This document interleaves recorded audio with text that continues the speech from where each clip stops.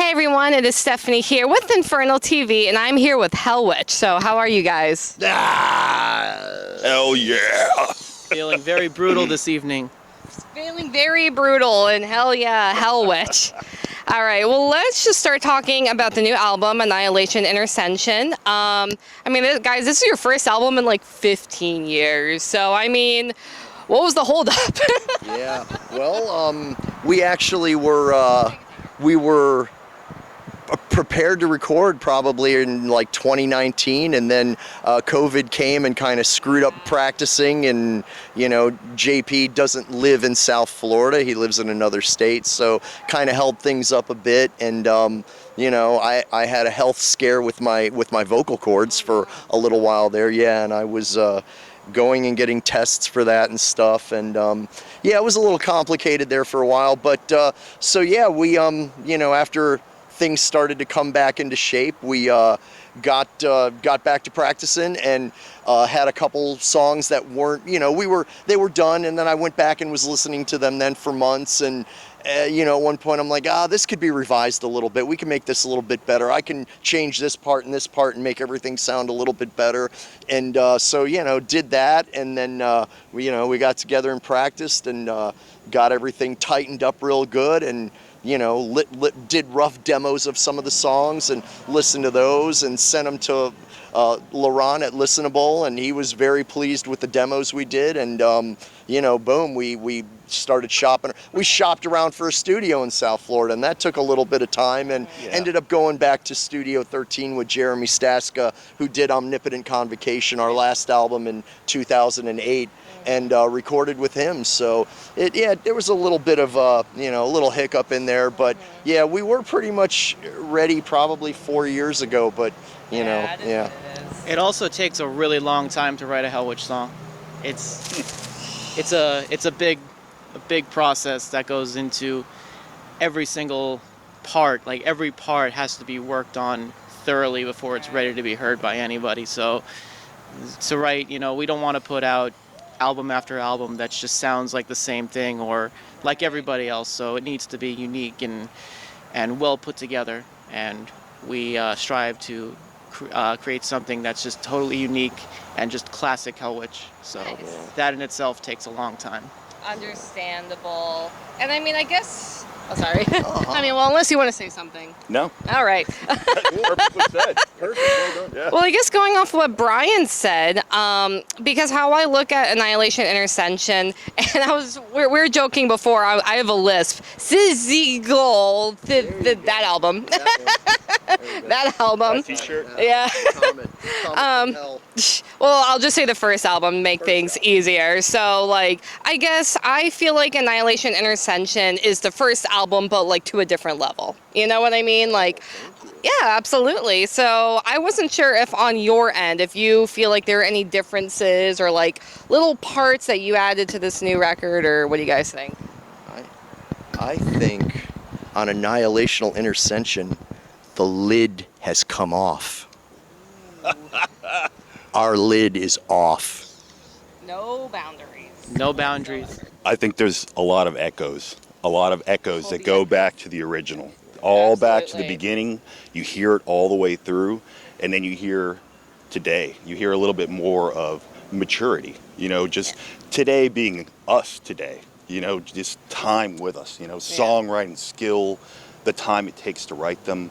You just hear the new, you hear the old, you kind of hear the whole gamut. You know, you hear a lifespan. You know, that's what I think. You hear a span of work, you know? The songs on it are from 1985 to 2022. Yeah, that's a really interesting thing too, is a lot, some of the songs are started as demos in 1985. Wow. Like the song Hellwitch was one that Pat had worked on, you know, began to work on in 1985, found a tape with some riffs on it, and I was like, you know, we could really revive this and make it something, you know. And so you really do get something that spans the entirety of Hellwitch. You know, Torture Chamber, everybody knows from the demo, and you know, and then there's the new songs. So you get something from every era of Hellwitch on this album, and it creates for a really It's an exciting listening experience. Yeah, it's a you know? very, very, I want to say, like, defining album of the Hellwitch sound. Yeah. And I mean, and that's the thing too. I mean, when I listen to music in general, you know, I want to kind of be excited, you know, like, and not like, well, I'm in the mood to be excited. I want to be like, I'm not really in the mood to be excited, and I hear it and I'm like, damn, that is pretty, you know, interesting. That's what I strive for when when we write, when we compose, like, yeah, you know, should be interesting and not have downtime, and, you know, and not be like, oh, that sounds like Slayer, or that sounds like this, or that sounds like Old Death, or that sounds like, you know, Wehrmacht, or, you know, yeah, Like, no, that we, sounds like Hellwitch. yeah, Yeah, man, gotta sound like and Hellwitch. I'm the first one to go, you know what, that's like this in Slayer, so we're not going to use it.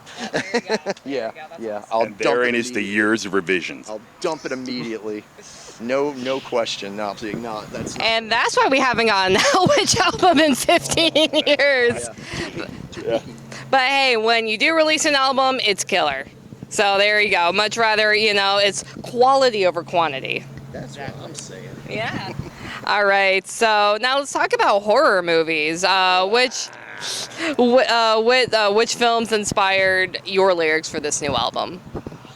Well, inspired lyrics for the new album. I'm not that kind of writer where I take horror movies and write, you know, songs. Really, our live intro is from The Beast Within from 1981. I will say that at least.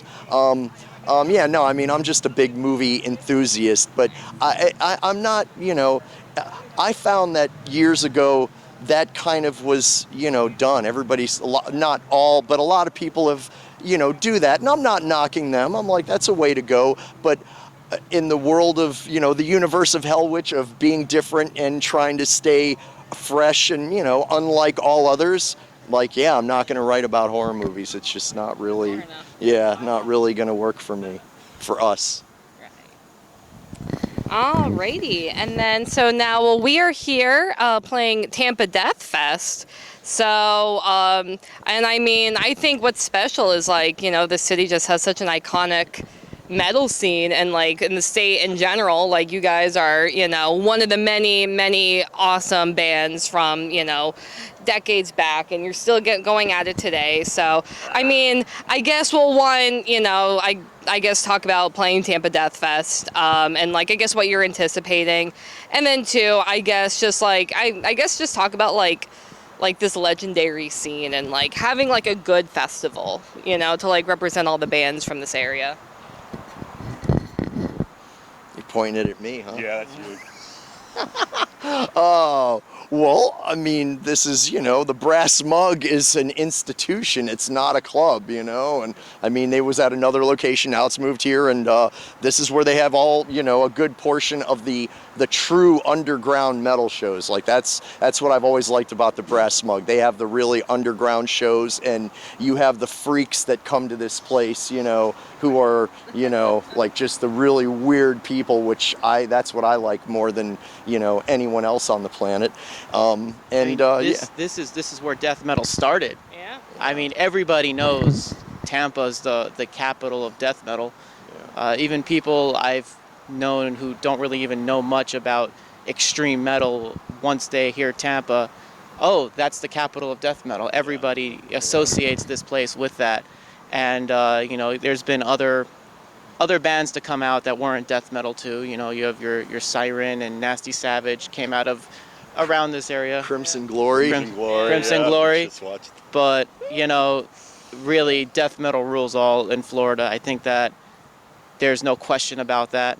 And so, yeah, it makes sense to have Tampa Deathfest, of course, you know, with all of the great death metal bands that really keep this scene alive here, you know, and we're glad to be headlining this Friday night at Tampa Deathfest.